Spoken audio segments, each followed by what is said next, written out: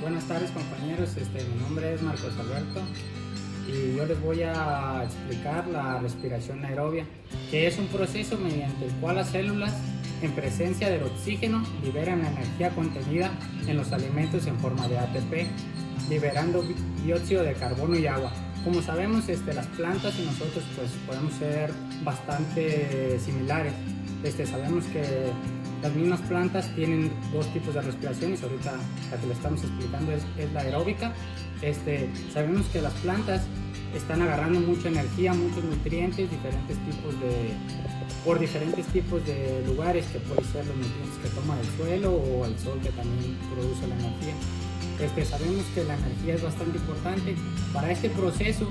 Ellos, en presencia del oxígeno, agarran esa energía y lo liberan, que liberan el dióxido de carbono y el agua, que sabemos que como nosotros obviamente también liberamos este tipo de cosas.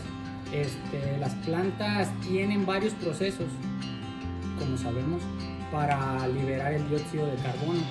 Lo que ellas hacen es tomar el oxígeno y la energía para desecharse del dióxido, ya que esto les ayuda a estas mismas plantas a que tengan su ciclo.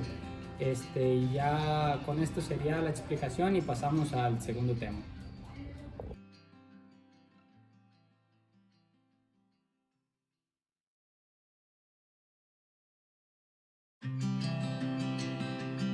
Bueno, pues un dato curioso sobre la respiración aeróbica es que todos los seres vivos respiramos.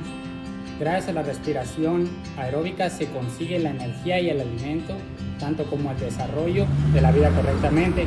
Pues sabemos que si nosotros no respiramos, pues vamos a morir, igual cualquier ser vivo. Hay diferentes tipos de respiración, así como nosotros los humanos respiramos por la nariz, los caninos lo hacen por el hocico y los peces por las branquias. Sabemos que estos diferentes tipos son de respiración. Y para no dejarlo atrás, también las plantas tienen su tipo de respiración. Es un dato curioso para los que la verdad no sabían o no tenían tanto pensado que las plantas respiraban, y este es el dato curioso. Buenas tardes, yo soy Antonio Romero Juárez del 41 IC y yo les voy a hablar un poco del proceso de la glucólisis en la planta. Bueno, pues la glucólisis es una ruta metabólica central de todos los organismos vivos. Sus funciones principalmente son oxidar exosas para generar ATP, reductores y piruvatos, así como para producir precursores del anabolismo. Además, las enzimas glicolíticas realizan funciones no glicolíticas, tales como la regulación de la transcripción y apoptosis. Bueno, pues en las plantas la glucólisis se realiza tanto en el citosol como en los plastos, aunque la contribución de cada ruta al metabolismo primario y el nivel de integración entre ellas, por el momento poco conocido por este nombre que tienen. Los modelos de las rutas glicolíticas se basan principalmente en evidencias bioquímicas. Bueno, pues voy a explicar un poco cuál es su función más importante de la glucólisis dentro de la planta, que esta es una función importante de la glucólisis de los cloroplastos en la degradación y en la oscuridad de los plastos verdes, es participar mismo en la degradación del almidón, tanto para la producción de energía como para la generación de intermediarios de las rutas anabólicas, que son síntesis de ácidos grasos y aminoácidos. Y para dilucidar la importancia y contribución de la glucólisis plastidial en el metabolismo primario de la planta, hemos seguido una aproximación de ganancia y pérdida de función de la enzima glucolítica gliceraldehído 3-fosfato, que sus iniciales es GADPH. Esta enzima cataliza la conversión de gliceraldehído 3-fosfato en 3-fosfoglicerato y NADH. Y bueno, pues esto sería todo de mi parte. Ahorita seguimos con el siguiente tema. Pues yo les voy a decir un ¿sabías qué? Sobre la glucólisis. ¿Sabías que la glucólisis fue la primera vía bioquímica descubierta a mediados de la década de 1800 por Louis Pasteur? Determinó que los microorganismos causan la descomposición de la glucosa en ausencia de oxígeno de fermentación. Bueno, pues este sería el ¿sabías qué? compañeros, mi nombre es Sebastián Aguilar Vargas y les voy a presentar lo del ciclo de Krebs. El ciclo de Krebs es una ruta metabólica, forma parte de la respiración celular en todas las plantas y forma de una célula aerobia y en las que se libera energía. Como ahí en la planta todos sabemos que cuando hace la fotosíntesis libera mucha energía para poder hacerla a través de la oxidación del acetil CoA, derivado de los carbohidratos, lípidos y proteínas del dióxido de carbono, y energía química en forma de ATP y NADH y FADH2.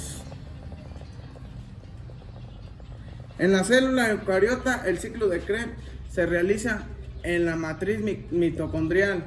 Por ello, las células no tienen mitocondrias con los glóbulos rojos. No se puede realizar el ciclo de Krebs en la fosforilación oxidativa. Por lo que la energía es el que dispone básicamente obtenida la glucólisis.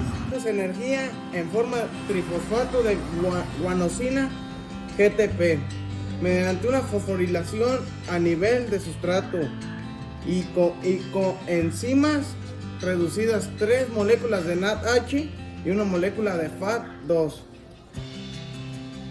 ya que después de la glucólisis y el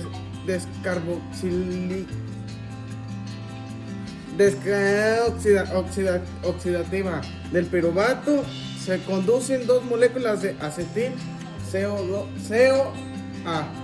El ciclo debe transcurrir 2 veces. Y pues hasta allí sería lo del ciclo de Krebs. Pasamos con el siguiente tema. Muy buenas tardes, compañeros. Yo les voy a explicar la fosforilación oxidativa en las plantas o en la célula. La fosforilación oxidativa es un proceso metabólico que utiliza la energía liberada para la oxidación de nutrientes para producir adenosina trifosfato, que sería ATP. Se llama así para distinguirla de otras rutas que producen ATP con menor rendimiento, llamadas a nivel de sustrato. Se calcula que hasta el 90% de la energía celular en forma de ATP es producida de esta forma. Aquí, como bien lo dice, es muy importante la oxidación de nutrientes en la planta para hacer su proceso, ya que pues esto ayuda para que los vuelva a agarrar la célula y crearlos en pues se podría decir como pues nutrientes para ella nuevamente.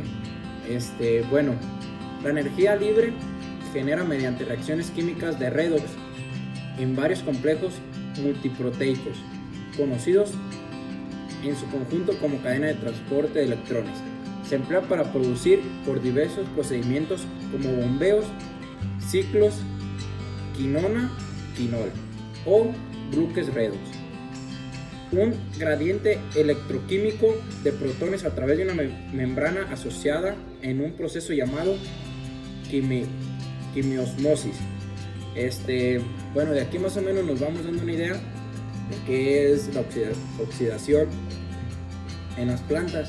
Como ya les expliqué, es de muy gran ayuda porque casi no desechan de nutrientes la planta, ya que los vuelven a agarrar para su mismo uso, los convierten en nutrientes, pero para la hoja, o se podría decir para el tallo, ya que hace un muy buen rendimiento y es muy eficaz para este proceso. Bueno, profe, vamos a hacerle unas preguntas sobre la respiración de las plantas. La primera pregunta es: ¿cómo influyen las altas o bajas temperaturas a la respiración en una planta? Las altas o bajas temperaturas te pueden influir, ya que todas las plantas presentan una temperatura óptima.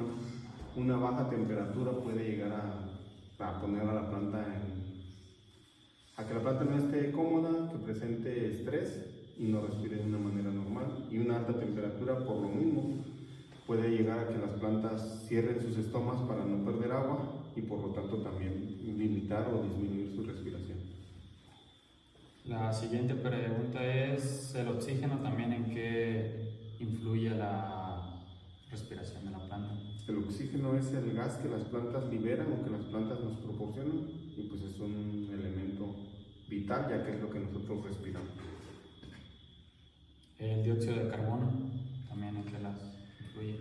El dióxido de carbono entiendo que es lo que las plantas asimilan o lo que las plantas respiran para procesarlo y producirlo como oxígeno. Por eso que las plantas son tan importantes, que los bosques y todo, aparte de que nos ayudan a retener agua, pues también nos ayudan con la generación o producción de oxígeno y eliminan el dióxido de carbono.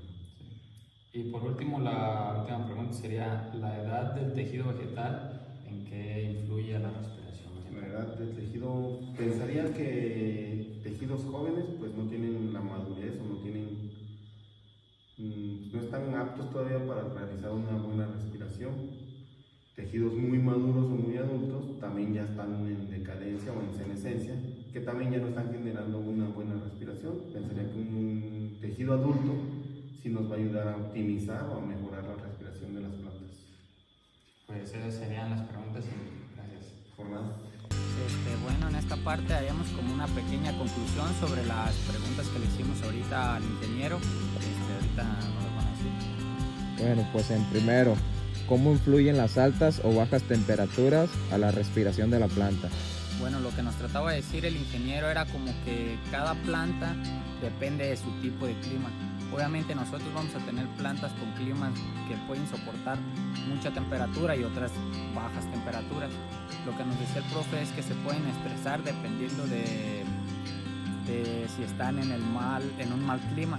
Vamos a traer una planta, la vamos a poner en un clima extremo donde ella no puede sobrevivir, pues obviamente la planta se va a estresar y ya no va a hacer sus procesos biológicos y todo eso bien. La siguiente pregunta. ¿Cómo influye el oxígeno a la respiración de la planta? Como decía, era lo que nos explicaba el profe, el ingeniero, que mientras el oxígeno, las plantas era lo esencial para nosotros, por eso las plantas son tan importantes. Si obviamente la planta no está llevando esos procesos que necesita para darnos a nosotros el oxígeno, pues la planta va a estar mal, la planta va a tener fallos, va a tener deficiencias y no va a hacer que nosotros estemos aprovechando al máximo lo del oxígeno. Por tercera, el dióxido de carbono, ¿cómo influye a la respiración de la planta? Pues es igual, va variado pues a lo del oxígeno, que ellos obviamente las plantas toman el dióxido, lo convierten en oxígeno y ya no lo esparcen y ya nosotros lo tomamos. Que es igual, es como les explicaba, si no tienen un buen proceso las plantas, pues no van a poder tomar ese dióxido y hacerlo para convertirlo en oxígeno y que lo podamos tomar nosotros. Bueno, y por último, ¿cómo influye la edad del tejido vegetal a la respiración de la planta? La edad del tejido vegetal, pues sabemos como les quería comentar por último, o sea, las plantas son muy parecidas a nosotros. Obviamente una persona que acaba de nacer, un bebé, va a tener más dificultades de hacer todo su ciclo por ser tan pequeña, o una persona que ya está muy vieja pues también va a tener esos mismos problemas de tener como sus procesos por lo mismo de que está muy pequeña o está muy grande, pues ya hay deficiencias. Cuando es pequeña pues apenas va creciendo la planta, va probando sus ciclos hasta que ya tiene una edad donde ya empieza a hacerlo bien. Igual si la planta es muy vieja pues ya no va a tener esos mismos procesos y ya va a tener deficiencia en esos aspectos.